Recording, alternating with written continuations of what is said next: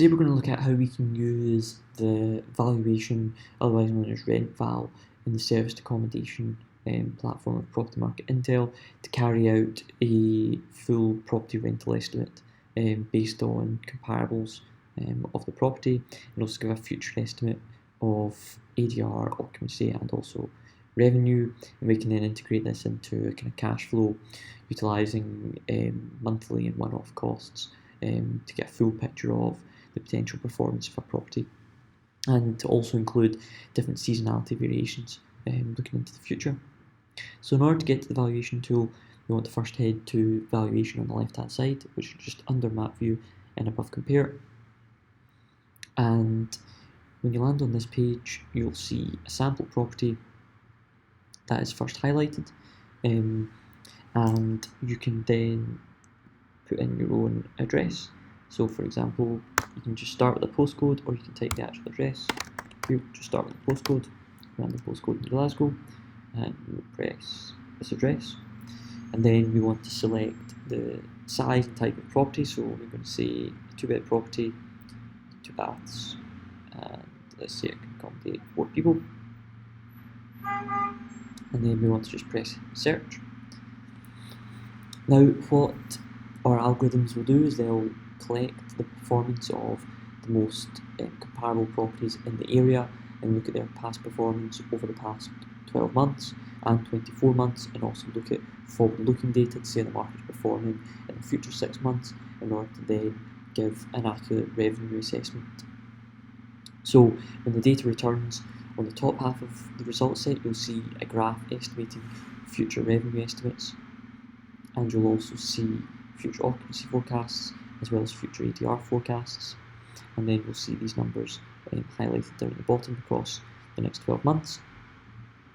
We can then come down here. Please note all of these figures are completely fictitious, so please make sure you add in your own figures into these boxes. You can simply just add them in by doing like so, and all of these numbers will then be updated accordingly.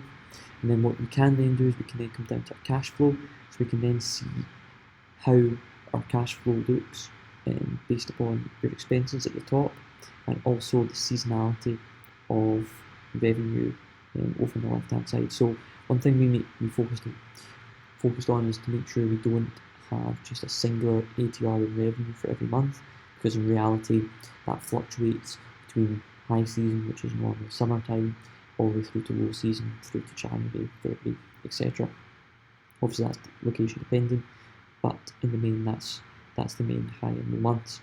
So what we can see here is we can see where revenue starts to taper off. We can see, for example, in January and February, if you get your lowest months, and you'll be able to compare your expenses and see what your net cash flow is, in case there's any negative months within your cash flow that you might need to cover to save for, depending on when you're starting the property. And then as we scroll further down, we can then see all of the properties that were then included in the valuation. So we can see the location on the map. We can highlight over these properties and see their revenue, days available, occupancy, and ADR over the previous 12 months. We can look at that again in a box plot, very similar to the comparables page.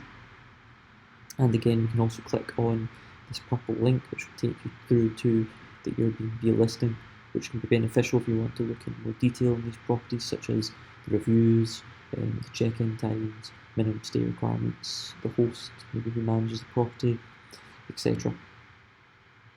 And then coming further down, we can then export all of this data into a branded PDF.